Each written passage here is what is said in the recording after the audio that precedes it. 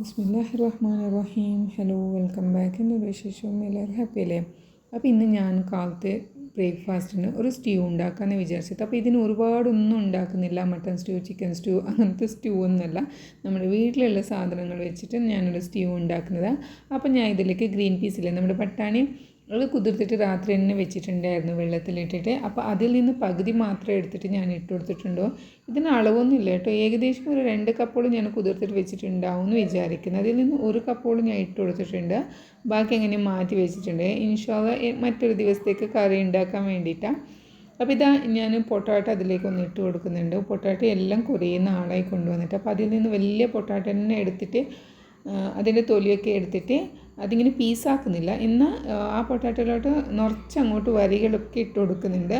എന്നിട്ട് ഞാൻ ഈ വട്ടാണിയിലോട്ട് ഇട്ട് കൊടുക്കുന്നുണ്ട്. പിന്നെ ഈ വട്ടാണി വേവിക്കാൻ വേണ്ടിയിട്ട് നമ്മൾ അങ്ങോട്ട് 3-4 വിസിലൊന്നും ഞാൻ ഇടാറില്ല. ഞാനിതിലേക്ക് ഉപ്പിടാറില്ല. ഉപ്പിടാതെ തന്നെ ഈ വട്ടാണിയിൽ മുങ്ങിക്കിടക്കുന്ന വിധത്തിൽ വെള്ളം ഒഴിച്ചു കൊടുക്കും. എന്നിട്ട് ഇതിലേക്ക് ഉപ്പും ഒന്നും ഇടാതെ തന്നെയാണ് ഞാൻ വിസിലാക്കുന്നത്. ആദ്യത്തെ വിസിലെന്ന് പറയുന്നത് ഫുൾ ഫോമിൽ വെച്ചിട്ട് തന്നെ ഞാൻ വിസിലാക്കും. രണ്ടാമത് വിസിലാവുന്നതിന് മുമ്പ് തന്നെ തീ നല്ലോണം സ്ലോ ആക്കും. എന്നിട്ട് 2 വിസിലാവുമ്പോഴത്തേക്കും ഇതിന് ഞാൻ ഓഫാക്കിക്കളും.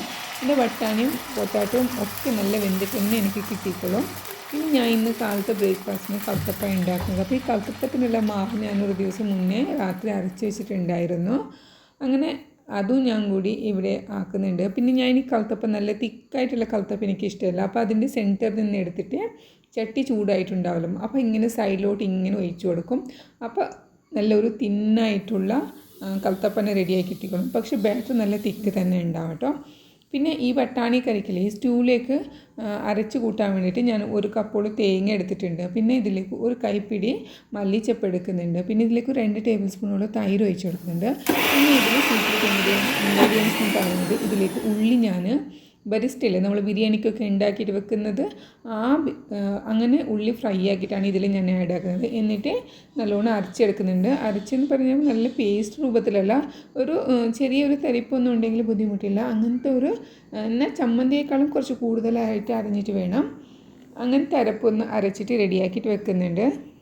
ഇപ്പോൾ ഇത് കണ്ടില്ലേ, ഇപ്പോൾ ഇതിൽ പട്ടാണിയൊക്കെ നല്ല വെന്തിട്ട് തന്നെ കിട്ടിയിട്ടുണ്ട്. ഞാനിത് 2 വിസിലാക്കിയിട്ട് മാത്രമാണ് എടുത്തിട്ടുള്ളത്. എന്നിട്ട് ഒരു മാഷർ കൊണ്ട് മാഷാക്കുന്നുണ്ട്. അപ്പോൾ ഇതിൽ പട്ടാണി എല്ലാം അങ്ങോട്ട് ഉടഞ്ഞ് കിട്ടില്ല. എന്നാൽ ആവശ്യത്തിനുള്ള പട്ടാണികളൊക്കെ നല്ലോണം മാഷായിട്ട് തന്നെ കിട്ടിക്കോളും. അപ്പോൾ നല്ലൊരു തിക്കായിട്ട് തന്നെ ഈ കറി കിട്ടുന്നുണ്ട് കേട്ടോ. അപ്പോൾ ഈ അരപ്പില്ലേ, അതും കൂടി ഒഴിച്ച് കൊടുക്കുന്നുണ്ട്. എന്നിട്ട് ആവശ്യത്തിനുള്ള വെള്ളം ഒഴിച്ച് കൊടുക്കുന്നുണ്ട്. വെള്ളം ഒഴിച്ച് കൊടുക്കുമ്പോൾ നിങ്ങൾക്ക് എത്ര തിക്നെസ് വേണം, എത്ര തിന്ന് വേണം, അത് അവരവരുടെ ഇഷ്ടത്തിനനുസരിച്ചിട്ട് ഒഴിച്ച് കൊടുക്കാം. ഞാനിപ്പോൾ ഞങ്ങൾക്ക് വീട്ടിൽ ആവശ്യത്തിനുള്ള വെള്ളമൊക്കെ ഒഴിച്ച് കൊടുക്കുന്നുണ്ട്. എന്നിട്ട് നല്ലോണം ഒന്ന് അത് തിളപ്പിച്ചെടുക്കാം. എടുത്തിട്ട് ഇതിലേക്ക് ഞാൻ കടുക് തളിച്ചിട്ട് കൊടുക്കുന്നുണ്ട്. ഇപ്പോഴത്തെ ഓയിൽ ചൂടായിട്ടുണ്ട്. അതിലേക്ക് ഒരു 1/2 ടീസ്പൂണുള്ള ജീരകം, ഒരു 1/2 ടീസ്പൂണ് കടുകും ഇട്ട് കൊടുക്കുന്നുണ്ട്. എന്നിട്ട് കറിവേപ്പില ഇട്ട് കൊടുക്കുന്നുണ്ട്. അത്രയേ ഉള്ളൂ ഞാൻ കടുക് താളിക്കുന്നത്.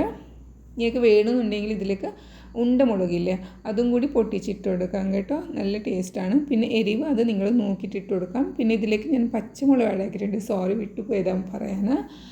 ഈ തേങ്ങാക്കൂട്ടിലേക്ക് ഞാൻ പച്ചമുളകും ആഡ് ആക്കിയിട്ടുണ്ട്. ഒരു 3-4 പച്ചമുളക്.